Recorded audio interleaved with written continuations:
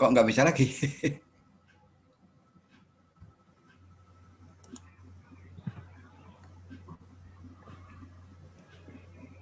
Ini sudah bahas. Oh iya, bisa.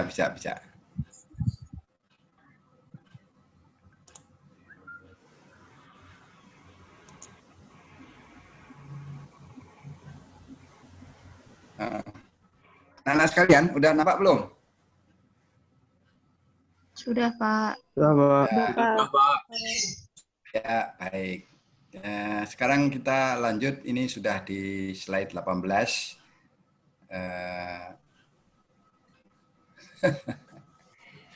Slide 18 dari 50 slide.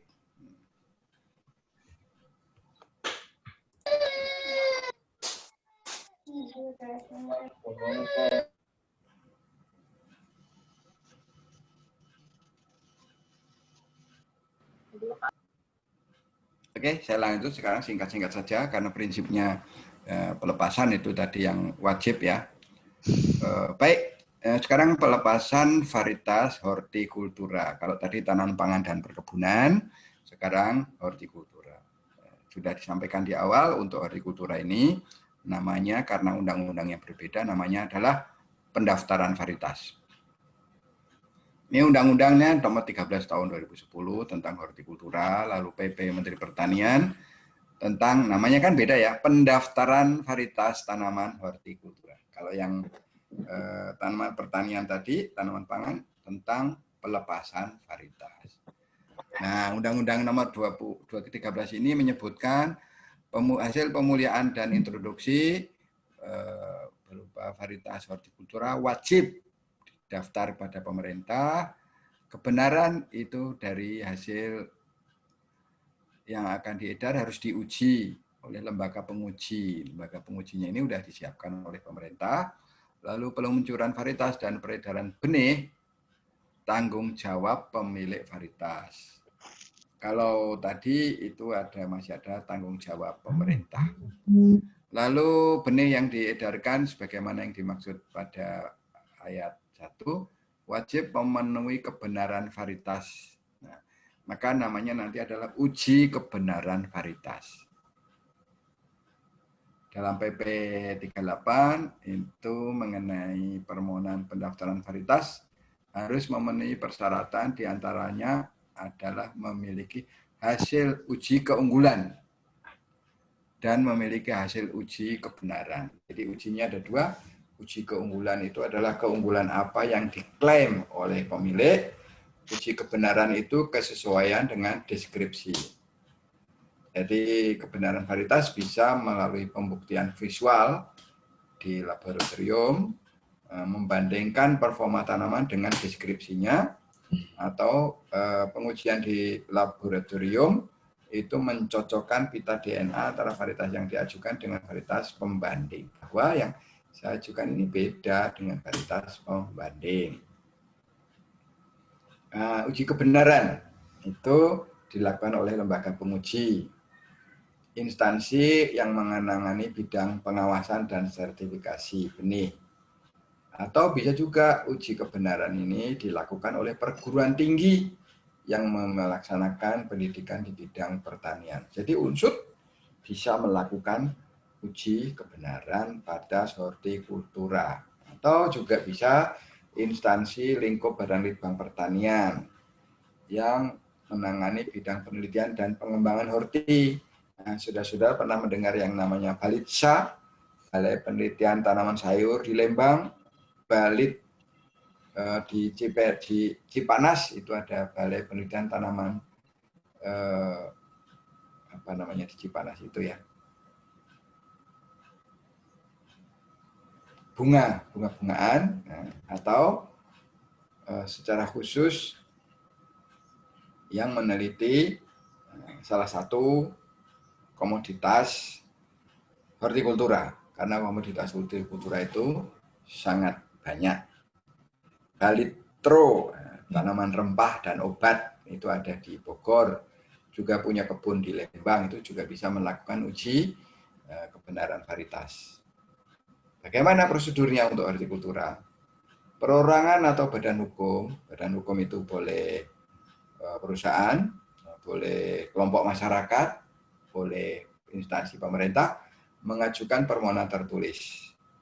Nah, ini kalau khusus hortikultura ini sejak awal sudah ditulis pengajuannya kepada Kepala PPVTPP, ini singkatannya panjang banget. Pusat Perlindungan Varietas Tanaman dan Perizinan Pertanian. Dengan mengisi formulir permohonan dan kelengkapan lain, ini sudah ada. Lalu yang kedua, formulir dilengkapi dengan hasil uji keunggulan varietas, keunggulan yang diklaim, dan hasil uji kebenaran. Tadi kebenaran kesesuaian dengan deskripsi. 3. Surat pernyataan sanggup melaksanakan perbanyakan benih. 4. Surat pernyataan menjamin kebenaran varietas. Lalu surat pernyataan sanggup menarik benih apabila varietas tersebut tanda daftarnya dicabut. Jadi kalau di hortikultura itu kalau tanda daftarnya dicabut bisa terjadi. Karena ada kasus-kasus tertentu tanda daftarnya dicabut, maka walaupun satu perusahaan sudah memproduksi benih disebar di seluruh toko-toko dan warung-warung benih di Indonesia, dia harus menarik kembali benih yang varietasnya ditarik oleh pemerintah. Lalu formulir harus dilengkapi juga dengan jaminan pemohon bagi varietas introduksi yang menyatakan varietas introduksi khusus hortikultura ini dalam waktu 2 tahun harus diproduksi di dalam negeri. Jadi sudah tidak boleh lagi varietas introduksi itu benihnya diproduksi di luar negeri. Juga ada deskripsi varietas, lalu ada lagi foto tanaman atau bagian tanaman yang menunjukkan keunikannya. Cukup banyak nih syaratnya untuk hortikultura.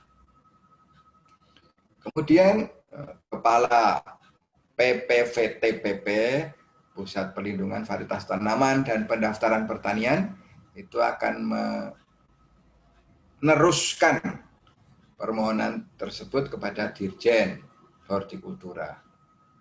Lalu Dirjen melalui tim pendaftaran varietas hortikultura akan memeriksa dan menilai. Jadi nanti khusus kalau tadi TP2V, tim pelepasan dan pengujian varietas tanaman, kalau ini TP2VH, tim pengujian dan pendaftaran varietas hortikultura. Itu ditetapkan oleh Dirjen. Nah, apabila memenuhi syarat, kemudian akan diumumkan di web selama 30 hari. 30 hari ini untuk memberi kesempatan masyarakat mengajukan keberatan.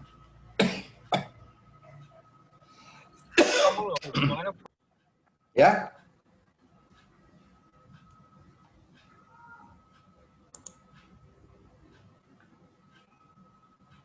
Halo? Ya. Halo? Saya lanjut ya. Kemudian tanda daftar disampaikan kepada PPVTPP. Nah, dari PPVTPP ini memberikan kepada pemohon, perusahaan, perguruan tinggi, atau di perorangan untuk khusus hortikultura ini. Baik. Untuk hortikultura, itu ada pengujian 2 macam tadi ya, pengujian keunggulan dan pengujian kebenaran. Tujuan keunggulan ini adalah untuk memperoleh data apa sih sebetulnya keunggulannya, bagaimana interaksinya dengan lingkungan, melalui uji adaptasi dan uji observasi. Ini dilakukan oleh instansi yang berkompeten. Jadi ada uji adaptasi dan uji observasi, ini terkait dengan keunggulan. Kompetensinya apa yang dimaksud? Oh, dia itu bisa melakukan uji adaptasi apabila memiliki SDM. Nah, biasanya ya berarti yang menguji ini harus masih sarjana pertanian dari pemulihan tanaman atau agroteknologi atau agronomi. Nah, dan dia memiliki tenaga lapangan.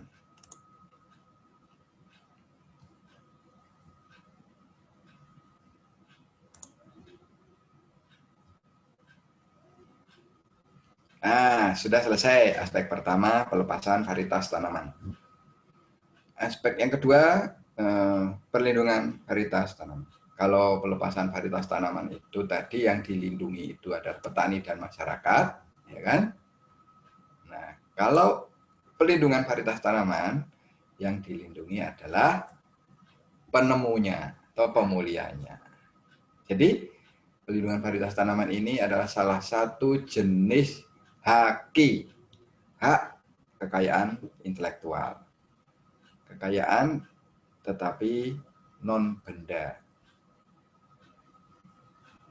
Nah, ini dasar hukumnya Undang-Undang Nomor 29 Tahun 2000 tentang PVT. PP nomor 13, PP nomor 14. Lalu ada keputusan Menteri Pertanian, keperaturan Menteri Pertanian dan sebagainya, ini dasar hukum. Perlindungan khusus pengertiannya ya, yang diberikan negara terhadap varietas yang dihasilkan oleh pemulia tanaman. Ini adalah hak. Hak itu boleh digunakan, boleh tidak. Nah, kalau kewajiban itu harus dilakukan.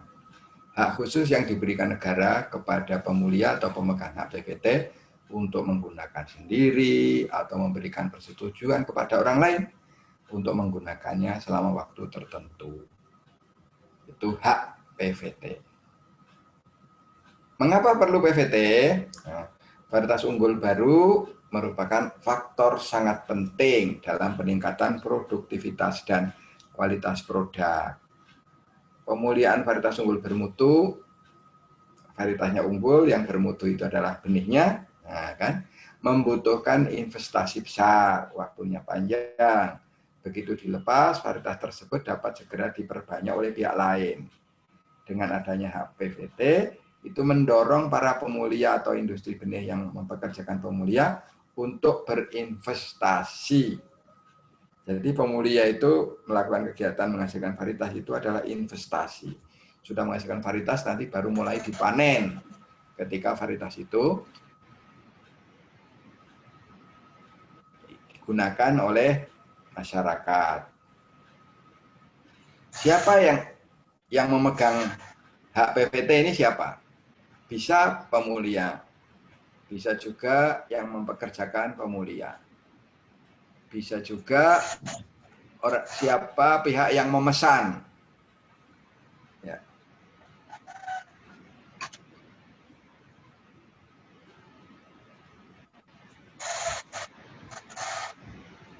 Bisa juga penerima hak lebih lanjut. Jadi hak PVT itu tidak harus dipegang oleh pemulia, tapi bisa dipegang oleh pihak lain. Contoh begini. Ada perusahaan benih yang namanya Panah Merah. Lalu saudara lulus dari UNSUD, Fakultas Pertanian. Daftar kerja di sana. Anda karena punya pengalaman penelitian pemuliaan, diterima menjadi pemulia. Nah, sudah dikerja di sana, digaji 1 bulan 20 juta. Mau enggak? Nah? Mau. Tapi diwajibkan untuk menghasilkan varietas. Nah, setelah bekerja di sana dalam waktu 1 tahun, 2 tahun, 3 tahun, 4 tahun. Nah, tahun ke-4 menghasilkan varietas. Wah, varietas ini booming, ditanam oleh semua petani. Wah, perusahaan untung besar. Maka ketika varietas ini didaftarkan hak PVT-nya, yang memegang hak PVT itu adalah perusahaan Panah Merah tadi, bukan saudara yang bekerja di sana. Karena saudara sudah digaji tiap bulan. Tadi saya cerita 20 juta setiap bulan selama 4 tahun tidak menghasilkan varietas. Kan perusahaan udah investasi besar itu. Tapi begitu 4 tahun menghasilkan varietas unggul baru, misalnya pepaya. Lalu pepaya itu berkembang banyak sekali ditanam. Maka baru perusahaan itu menuai keuntungan. Disitulah yang namanya PVT itu adalah investasi. Nah, ketika kemudian menghasilkan varietas yang booming, perusahaan itu untung besar, biasanya perusahaan itu memberi bonus kepada pemulianya. Pemulianya, misalnya namanya tadi, ini siapa ini? Badra Sukmaji, pemulia yang digaji 20 juta per bulan. Nah, kamu Mas Badra Sukmaji udah menghasilkan varietas yang booming nih. Pengen hadiah apa? Wah, saya orangnya baik hati nih. Wah, saya udah terima kasih, udah kerja di sini, gajinya tinggi, nggak usah diberi hadiah, nggak apa-apa lah. Tapi perusahaan, oh tidak, karena kami perusahaan untung besar atas jasa saudara menemukan varietas, akan dapat hadiah. Silahkan pilih di showroom di sana, mobil mana yang dikehendaki. Nah, itu bisa terjadi, saudara-saudara. Kalau kita menghasilkan varietas unggul yang nanti booming di masyarakat. Nah, kalau pihak yang memesan kepada pemulia, itu sudah beda lagi. Misalnya pihak yang memesan ini adalah tokoh masyarakat. Gubernur pesen kepada pemulia lulusan dari Unsud nih, Cynthia Dewi. Mbak Cynthia kan lulusan Unsud kan, penelitian pemuliaan. Bisa nggak? Saya gubernur pesen deh dibuatkan varietas yang baru. Lalu Cynthia kerja keras, menghasilkan varietas oleh gubernur, dibiayai, maka pengajuan PVT-nya itu menjadi milik gubernur. Oleh gubernur ini kemudian disebarluaskan untuk apa? Untuk materi promosi pencalonan gubernur periode berikutnya. Nah, ini boleh, bisa sekali yang seperti ini. Nah, nanti si Cynthia karena dipekerjakan di situ, baik Pak, saya mau kerja menghasilkan varietas, tapi gaji saya berapa? Kalau saya, kata gubernurnya, model paket saja. Gimana kalau 500 juta kamu kerja sendiri sampai menghasilkan varietas?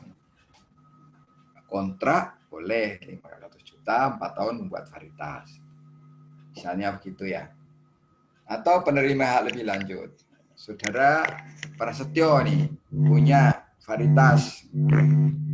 Lalu dijual varietas itu kepada perusahaan swasta. Tadi Panah Merah. Nah, ketemu dengan direktur Panah Merah, Pak Setyo cerita, saya punya varietas baru nih Pak. Apa itu? Saya tomat. Apa keunggulannya? Buahnya bisa tahan 1 bulan tidak busuk. Bener nggak? Bener diuji. Nah, jual lepas namanya. Boleh sini saya beli. 1 miliar mau nggak? Boleh 1 miliar. Nah, lepas kemudian menjadi miliknya perusahaan itu. Boleh. Itu pemegang, kira-kira ceritanya begitu. Nah, kalau dia sudah punya pegang PVT, dia boleh menggunakan sendiri atau memberi persetujuan kepada orang lain. Penggunaan benih dan hasil panen oleh pihak lain untuk propagasi harus mendapatkan izin dari pemilik PVT. Demikian juga untuk ekspor, untuk tujuan propagasi, untuk iklan, dan lain sebagainya. Juga tetap harus izin pemegang. Apa kewajiban kalau kita sudah punya PVT? Itu harus melaksanakan hak kita di Indonesia. Lalu membayar iuran tiap tahun. Lalu menyediakan contoh. Nah, sekarang kita punya PVT, ternyata tidak ada yang menanam. Kita tetap wajib membayar iuran. Kalau kita tidak bayar iuran, haknya akan dicabut oleh PPVT-PP. Dan kita harus setiap tahun itu menyediakan contoh benih varietas yang kita punya PVT-nya. Kita sudah punya 3 atau 4 PVT, maka setiap tahun itu ada petugas yang observasi, mengunjungi Unsud untuk melihat masih punya enggak varietas ini, contohnya ada di lapangan ditanam. Sudah bayar iuran belum? Sudah. Nah, itu yang harus dilakukan oleh pemegang PVT. Varietas itu dapat diberi hak PVT apabila memenuhi 5 aspek. Singkatnya adalah BUSS. BUSS, baru, unik, seragam, stabil, dan diberi nama. Kalau tidak memenuhi syarat ini, tidak bisa dapat PVT. Contoh, Pak Kedelai Slamet itu sudah dilepas tahun 90, berarti sekarang udah 30 tahun mau diajukan PVT. Oh, nggak bisa itu tidak baru lagi, kan udah 30 tahun. Nah, gitu misalnya. Baru itu kalau untuk varietas kira-kira 2 tahun kalau tidak salah. Unik. Nah, keunikannya apa? Apa bedanya dengan varietas yang lain? Seragam. Seragam seperti apa? Ya tingginya seragam, umurnya seragam, warnanya seragam. Stabil ya, kalau di satu generasi ke generasi berikutnya sifat-sifatnya masih tetap nampak. Kemudian diberi nama. Varietas PVT harus ada namanya. Nah, singkatnya begitu ya. Baru tadi belum pernah diperdagangkan di Indonesia atau sudah pernah tapi tidak lebih dari 1 tahun. Tidak diperdagangkan di luar negeri tidak lebih dari 4 tahun.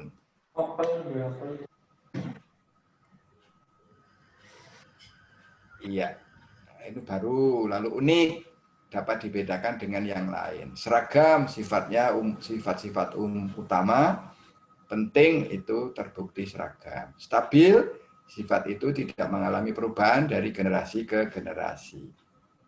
BUSS ya, ingat-ingat BUS. Syarat untuk mendapatkan PVT itu adalah BUS dan diberi nama. Nah, ini contohnya Inpago 4 dan G136. Nah, beda kan? Karena beda, maka G136 bisa diajukan PVT-nya. Ini keunikan. Ada lagi yang lain, G136 dan Inpago 4 dari sisi lidah daun. Diberi nama. Varietas yang di PVT-kan itu harus diberi nama. Nama varietas terus dapat digunakan meskipun nama perlindungannya telah habis. Jadi perlindungan itu bisa habis karena nanti ada umur daripada PVT ya. Tidak boleh ada nama yang menimbulkan kerancuan, dilakukan penamaan itu oleh pemohon hak PVT. Nah, apabila penamaan tidak sesuai dengan ketentuan, PVT boleh menolak, minta nama lain. Jika nama tersebut telah digunakan oleh varietas lain, pemohon wajib mengganti dengan nama yang baru. Nah, ini jangka waktunya ya. Untuk tanaman semusim, itu jangka waktu PVT 20 tahun.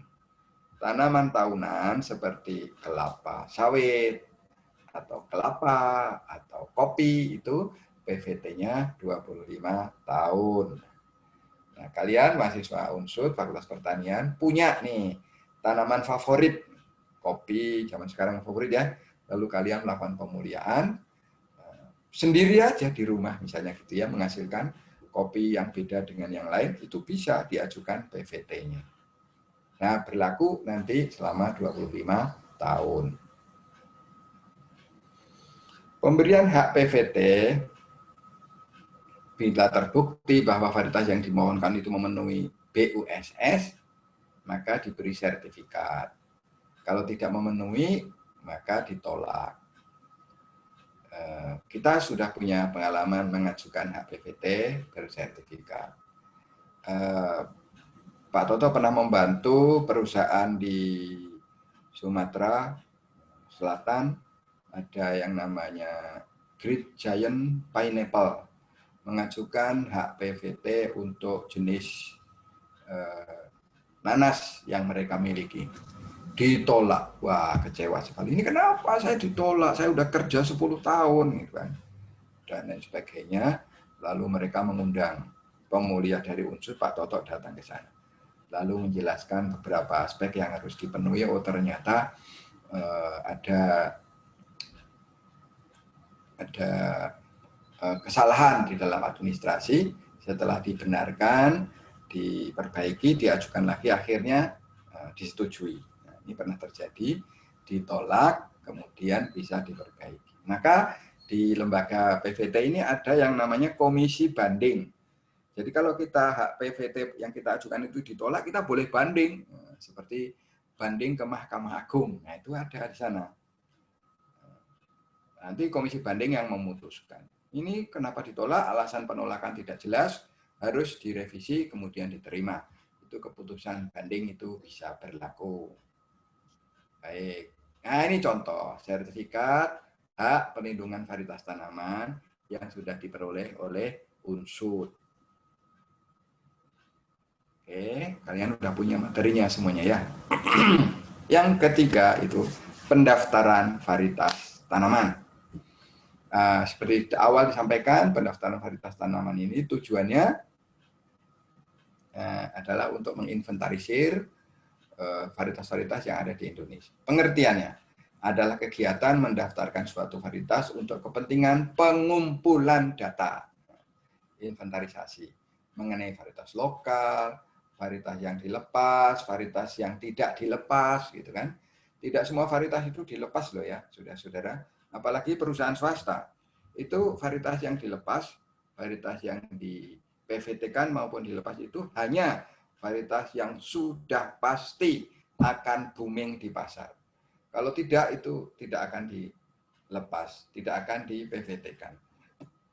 Oleh karena itu, perusahaan ada Pionir, BC, Panamera itu pasti varietas-varietasnya melalui proses survei panjang, biasanya langsung booming. Karena yang tidak diyakini akan booming, mereka simpan saja. Nah, ini bisa didaftarkan. Nah, varietas yang didaftar itu bisa varietas lokal maupun varietas hasil pemuliaan. Apa manfaatnya? Kalau kita mendaftar varietas kita, dapat memperoleh imbalan sesuai dengan perjanjian.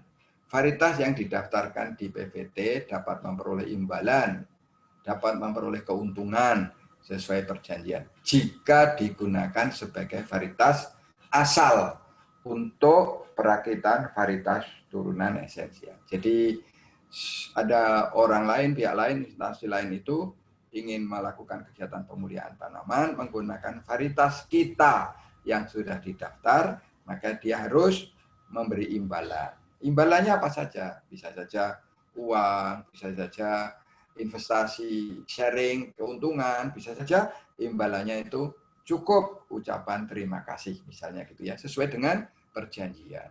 Wah, kalau varietas saya ini digunakan untuk membuat varietas-varietas baru, walaupun tidak usah bayar, saya nggak apa-apa. Saya udah lebih senang, sudah bahagia varietas saya dipakai. Misalnya begitu boleh. Sesuai dengan perjanjian. Yang penting ada izinnya. Ini keuntungan dari pendaftaran varietas. Siapa yang mendaftarkan varietas? Bisa yang mendaftar itu adalah bupati atau wali kota, ini untuk varietas lokal ya, bila sebaran geografisnya di lingkup wilayah kabupaten. Contoh, di Banjarnegara itu ada salak pondoh. Sudah didaftarkan belum varietas lokal itu? Kalau belum, nah, kalian bisa datang ke Bupati Banjar. Pak Bupati, ini mendingan Pak salak pondohnya didaftar saja di PPVTPP. Untuk apa sih didaftar-daftar? Soalnya gini, kalau tidak didaftar, nanti salak pondoh digunakan sebagai tetua persilangan membuat salak yang baru, kita rugi. Oh iya, silahkan dicoba Mas mahasiswa, bantu ya. Nah, lalu kita membantu ngisi formulir, melengkapi foto dan sebagainya sampai dapat sertifikat. Nah, ini bupati untuk varietas yang tersebar di kabupaten. Nah, kalau gubernur itu mendaftarkan varietas lokal bisa bila sebaran geografisnya itu di lingkup provinsi. Kalau lingkupnya lebih dari satu provinsi, nanti yang mendaftar itu PPVTPP. Nah, gitu ya. Contoh lain lagi, ada pernah dengar yang namanya umbi Cilembu. Cilembu itu hanya tumbuh di Kabupaten Bandung, itu Desa Cilembu. Nah, yang mendaftar varietas lokal itu adalah Bupati Bandung. Nah, kemudian misalnya ada lagi di Purbalingga itu namanya Duku Kalikajar. Nah, pernah dengar kan? Kalikajar itu hanya ada di Purbalingga. Maka yang mendaftarkan itu adalah bupati. Tapi kalau menyebarnya lebih dari satu kabupaten, yang mendaftar varietas lokal itu lebih dari satu kabupaten. Misalnya Mentik Wangi, nah, ternyata penyebarannya itu lebih dari satu kabupaten. Di Banyumas ada Mentik Wangi, di Cilacap ada Mentik Wangi. Tapi ini penyebarannya di Provinsi Jawa Tengah saja. Lebih khusus lagi, Mentik Susu, itu juga adanya di Jawa Tengah. Nah, ini yang daftarkan adalah provinsi atau Pak Gubernur. Contohnya begitu. Varietas lokal yang sebarannya lintas kabupaten, lintas provinsi, yang mendaftar PVTPP. Nah, kalau varietas itu hasil pemuliaan, yang mendaftar itu adalah pemilik. Bisa perorangan, bisa juga instansi Fakultas Pertanian yang daftar, itu bisa. Atau kelompok masyarakat. Kalau itu hasil pemuliaan. Ini contoh sertifikat pendaftaran varietas. Jadi, alhamdulillah, Unsud sudah memiliki pelepasan varietas, ada sertifikatnya, perlindungan varietas sudah ada sertifikatnya, pendaftaran varietas juga sudah ada sertifikatnya. Yang belum itu adalah varietas hortikultura. Ini tantangan untuk kita semuanya. Kapan ya Unsud itu punya varietas hortikultura? Sebaliknya IPB itu punya banyak varietas hortikultura. Pernah dengar yang namanya pepaya California, itu sebetulnya adalah pepaya IPB. Tapi untuk nama dagang pakai California biar seolah-olah impor. Masyarakat kita senangnya kalau barang-barang impor. Sebetulnya punya IPB. Juga beberapa jenis pepaya yang lain. Padi di IPB banyak, yang paling banyak padi rawa. Tapi padi koko dan padi sawah kelihatan. IPB ada padi sawah satu atau dua itu ya. Kita masih lebih banyak untuk tanaman pangan. Nah, ini juga sertifikat pendaftaran varietas, ada gambarnya itu syaratnya. Yang senang dengan fotografi boleh lapor ke Pak Toto untuk membantu varietas-varietas yang lain yang kita miliki agar bisa didaftarkan pendaftaran varietas maupun PVT. Karena padi protein tinggi, gogo maupun sawah itu belum didaftarkan. Nah, demikian anak-anak sekalian, paparan Pak Toto sudah selesai. Silahkan kalau ada pertanyaan, kita diskusi yang bebas saja mumpung berkesempatan sebelum kita nanti akhiri. Ada yang mau bertanya? Baik, Faki. Oh enggak. Faki mau nanya?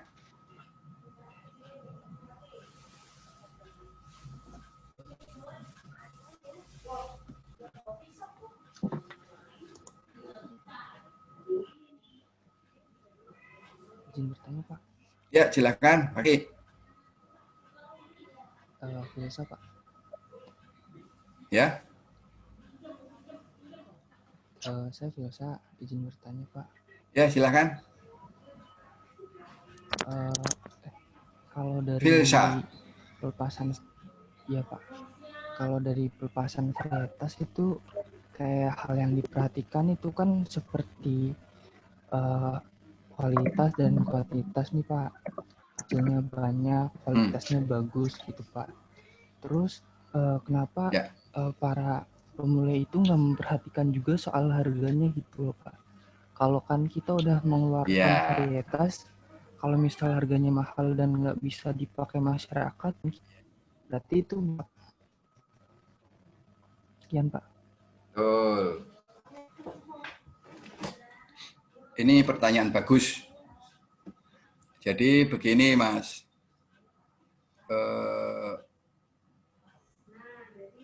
pemerintah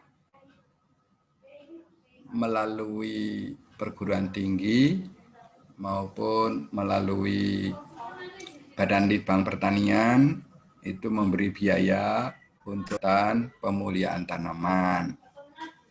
Nah, dari kegiatan pemuliaan tanaman itu lalu dihasilkanlah varietas-varietas unggul. Nah, memang idealnya itu varietas yang dihasilkan itu sudah ketahuan akan produknya, yaitu harganya yang bagus. Idealnya varietas yang dihasilkan itu adalah varietas-varietas yang harganya bagus. Idealnya. Dan ini yang ditempuh oleh perusahaan benih. Karena perusahaan benih orientasinya kepada keuntungan. Ya, Mas Phil saya dan kawan-kawan. Tetapi pemerintah itu dalam menghasilkan varietas-varietas unggul itu tidak semata-mata berorientasi kepada keuntungan, tapi lebih berorientasi yang lain, yaitu kegunaan dan kemanfaatan oleh masyarakat, walaupun harganya tidak tinggi. Karena varietas-varietas kalau harganya tinggi, nanti petani untuk beli benih harganya mahal. Lalu nanti panen menjualnya tinggi, itu yang bisa membeli harga panen petani tinggi kan orang tertentu. Kalau secara rata-rata itu masyarakat itu inginnya harga pertanian itu rendah. Nah, gitu ya. Disinilah pentingnya keseimbangan. Produsen pengen harga tinggi, konsumen pengen harga rendah, maka munculnya keseimbangan. Kalau memenuhi satu aspek saja, tidak seimbang. Kecuali sudah punya pangsa. Beberapa perusahaan swasta, produsen benih, itu memang mencari pangsa untuk konsumen yang memilih harga tinggi. Nah, mereka hanya memilih di situ. Kalau mereka menjual juga produk-produk benih harga rendah, mereka tidak punya keuntungan. Tapi kalau pemerintah menghasilkan varietas itu, ya kalau ada yang bisa menghasilkan harga tinggi, lalu bisa memproduksi dan ada pembeli, itu bagus. Tetapi tidak semua masyarakat kita itu bisa membeli dengan harga tinggi. Tapi mereka membutuhkan varietas unggul. Nah, gitu. Jadi pemerintah juga melayani. Jadi satu fungsi sosial juga berjalan. Gitu. Kalau varietas-varietasnya, bahkan begini deh gambarannya, Mas Phil saya. Varietas yang benihnya harganya tinggi itu adalah hibrida, contoh. Biaya untuk membuat benih hibrida mahal, maka harga benih hibrida mahal juga. Ada yang sampai 1 kilo 40, 50 gitu ya. Petani rata-rata itu mau menanam hibrida kalau benihnya itu bantuan pemerintah. Kalau tidak, petani nggak mau membeli, harga kok sampai 40-50 ribu. Nah, gitu ya. Sehingga penyebaran hibrida itu menjadi tidak sehebat penyebaran varietas inbrida. Varietas hibrida cocok untuk petani-petani kaya, untuk orang-orang yang petani itu modalnya tinggi karena harganya mahal. Kalau petani yang luas tanahnya 1.000 meter, 2.000 meter, udah beli benih per kilo 40.000 berat. Jadi garis besarnya fungsi lembaga penelitian pemerintah itu ada fungsi sosial. Perusahaan swasta itu fungsi penelitiannya hanya untuk memperoleh keuntungan, gitu ya. Jarang perusahaan swasta yang memproduksi benih-benih padi inbrida karena harganya tidak menguntungkan. Nah, gitu ya, Mas. Jadi saya. Ya Pak, mau nyambung dikit lagi nih Pak. Ya. Terus kalau emang itu varietas yang jarang ditanam sama masyarakat nih Pak, kan kadang juga kalau udah ada pelepasan, ada penarikan juga nih Pak. Kalau misal udah berkurang gitu kualitasnya, lah itu pengecekannya gimana ya Pak? Kalau yang varietas biasa kan karena udah diuji sama masyarakat juga. Terus kalau yang jarang diuji itu pengecekannya gimana ya Pak? Nah, tadi bahwa kegiatan menghasilkan varietas itu kan sudah lama ya, sejak tahun kalian belum lahir pun sudah banyak itu varietas-varietas yang dihasilkan. Sekarang kita punya varietas padi lebih dari 150 varietas. Tapi di lapangan itu tidak banyak, paling nggak sampai 20 lah. Nah, yang lain di mana gitu ya. Pada akhirnya sebuah varietas yang dihasilkan itu diterima atau tidak diterima oleh masyarakat itu, hakimnya itu adalah masyarakat. Kita mengatakan varietas saya unggul, tapi masyarakat nggak nanam. Akhirnya kan tidak ditanam. Kalau tidak ditanam, maka dia akan punah. Tetapi pemerintah punya kewajiban untuk merawat varietas-varietas, semua varietas-varietas yang sudah dilepas. Baik yang tersebar di masyarakat maupun yang tidak tersebar karena tidak disukai. Nah, mereka merawat. Ada di BB Padi itu masih memiliki koleksi varietas-varietas yang sudah pernah dilepas. Mereka setiap tahun itu memproduksi semua varietas yang dilepas. Gitu, Mas. Di luar negeri ada yang namanya IRRI, International Rice Research Institute, itu mengoleksi tidak hanya varietas, tapi seluruh plasma nutfah padi di Indonesia. Baik yang ditanam petani maupun tidak. Ini digunakan sebagai sumber genetik untuk penelitian-penelitian. Gitu. Ada lagi kah? Sudah cukup, Pak. Terima kasih, Pak. Baik. Ada yang lain? Saya izin saya, Pak. Baik, siapa nih? Vita. Ya. Pada alur pelepasan, usulan yang tidak memenuhi syarat itu untuk disahkan pelepasan varietas baru, itu keberlanjutannya bagaimana ya, Pak? Apakah kekurangan syarat tersebut itu nantinya dapat diupayakan untuk diperbaiki, atau bahkan berupa itu saja ya? Terima kasih, Pak. Ya, bagus. Pertanyaan Vita bagus. Satu galur yang diusulkan untuk pelepasan varietas, tapi tidak lolos. Ya. Sudah ada keputusan, galur Anda tidak lolos. Maka galur ini tidak bisa diajukan lagi pada waktu yang akan datang. Tapi kalau galur ini kemudian dimuliakan lagi, disilangkan misalnya ya, disilangkan, lalu nanti ada keturunan yang lebih baik dari galur yang tadi. Nah, ini boleh diajukan lagi untuk pelepasan varietas. Tapi sudah ada proses pemuliaannya. Bisa pakai persilangan, bisa pakai mutasi. Kalian bawa itu galur yang tidak lolos itu ke Batan. Lalu di sana ditembak menggunakan radioaktif. Keturunannya diuji, ada yang lebih bagus dari yang tidak lolos. Kita ajukan, boleh. Atau pakai tadi transformasi genetik juga boleh. Nah, yang penting nanti deskripsinya ada perbedaan dengan deskripsi varietas yang tidak lolos. Boleh. Kalau ada sebelum dinyatakan tidak lolos varietas, ya dalam sidang pelepasan, itu kan si pemilik varietas itu kan menghadiri sidang, lalu dia presentasi. Dari diskusi ketahuan di situ ada kelemahan ini nih. Anda tidak punya data ketahanan terhadap penyakit satupun, nggak akan lolos ini, gitu kan? Nah di situ kita menyatakan, saya cabut, nggak jadi pengajuan saya, sehingga belum sempat ditolak. Nah lalu besoknya kita tambah data ketahanan terhadap penyakit. Data itu dari varietas galur yang sama. Ada data ketahanan penyakit. Oh, ternyata tahan terhadap BLAS atau hawa daun bakteri. Ras tertentu. Besok kita ajukan lagi, sidang lagi. Nah, itu boleh. Jadi sebelum diputuskan dalam sidang, pada saat kita diskusi, kita tahu ada kelemahan, kita tarik, nggak jadi mengajukan sekarang, boleh. Terjadi seperti itu. Oke, kita jelas ya? Ya baik Pak, terima kasih. Ya, kalau yang sudah diputuskan harus diperbaiki melalui pemuliaan lagi. Kalau belum diputuskan bisa diperbaiki dengan data tambahan.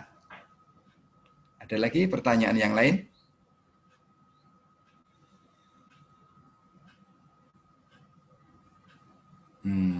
Sudah tidak ada. Kalau sudah tidak ada, maka kuliah kita akhiri sampai di sini ya.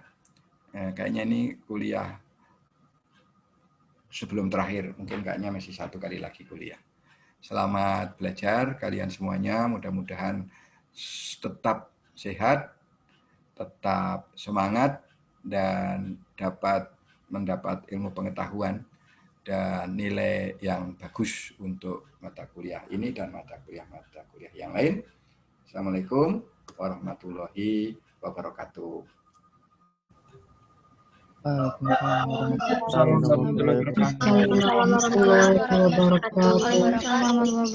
kasih Pak. Terima kasih Pak. Terima kasih Pak. Silakan Liv.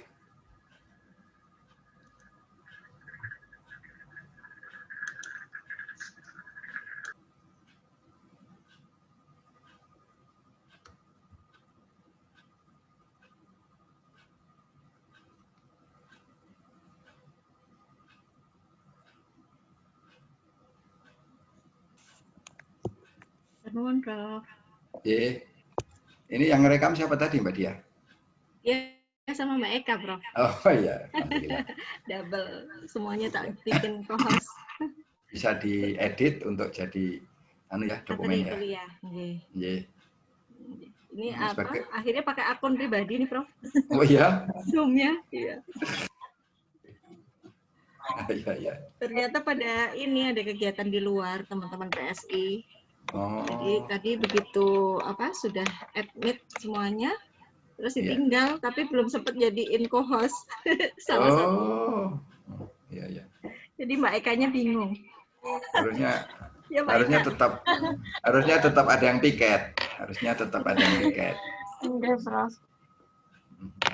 Ternyata tempatnya nggak ada sinyal katanya, jadinya nggak ada yang bisa mantau. Oh.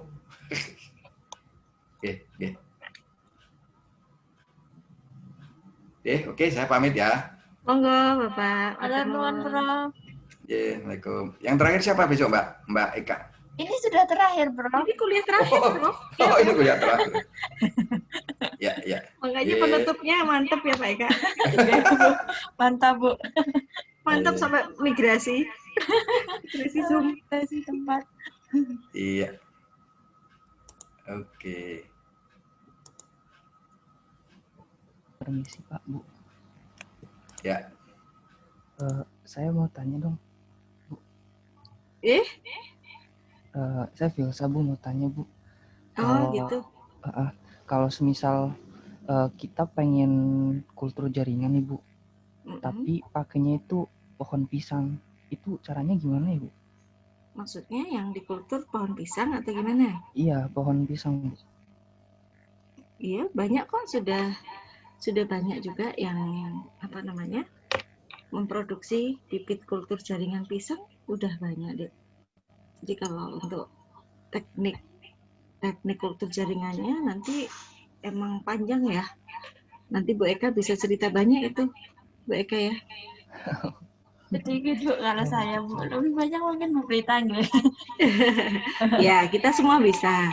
Jadi nanti kalau Filsa pengen nyoba kultur jaringan, nanti PKL-nya mungkin bisa milih beberapa tempat yang ada fasilitas kultur jaringannya. Karena kalau di Unsud nanti untuk agrotek kelihatannya ada praktikum ya, Bu Eka ya, yang sekarang ya.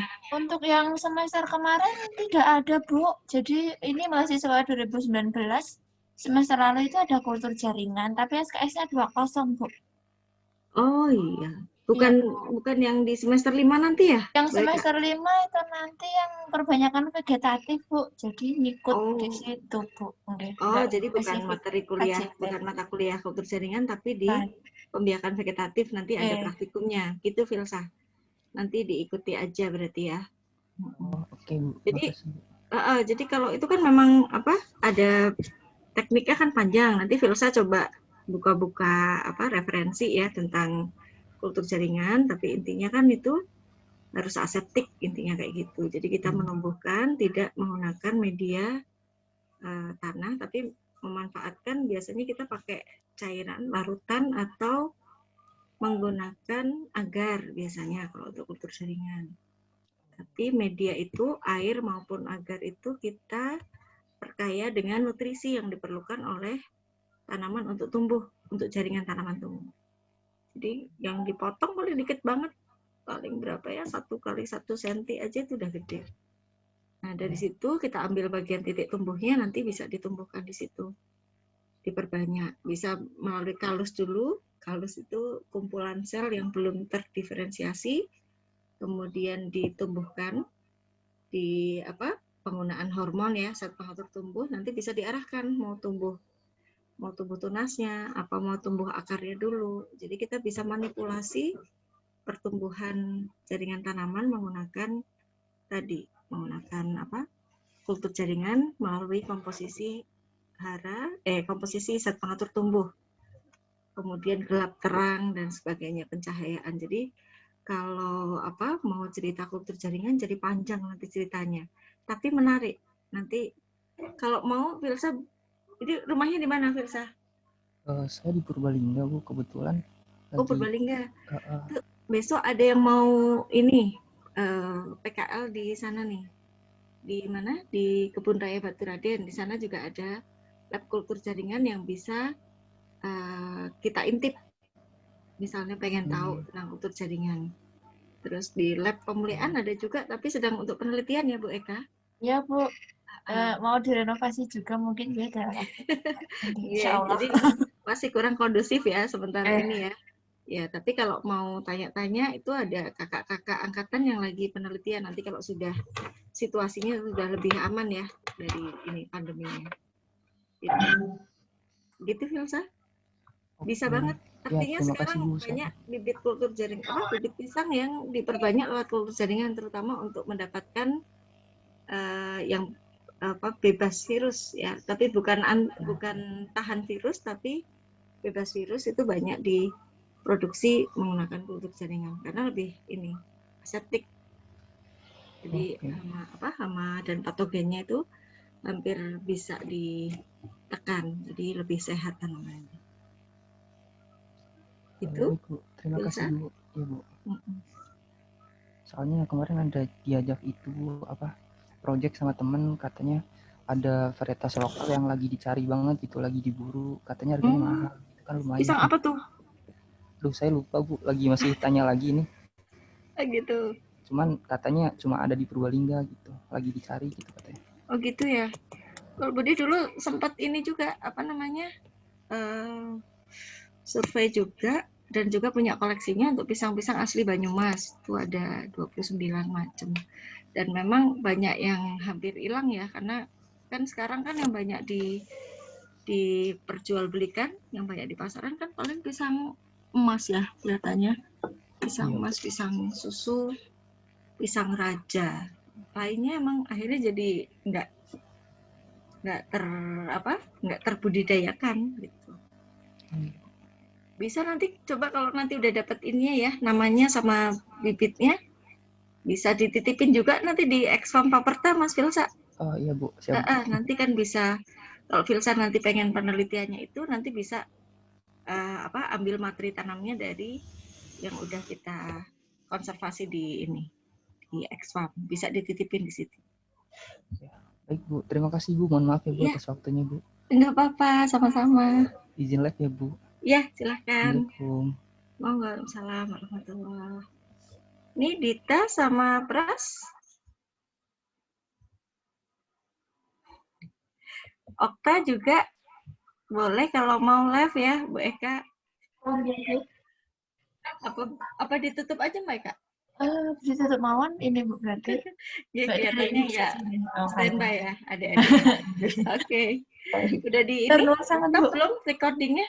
Nanti kalau misalnya ditutup nanti record. Otomatis ya? Oke. Baik. Terus sangat Bu ya. Sami-sami. Ya, alhamdulillah ada solusi ya. Iya. Sami-sami Bu. Assalamualaikum. Assalamualaikum warahmatullahi wabarakatuh.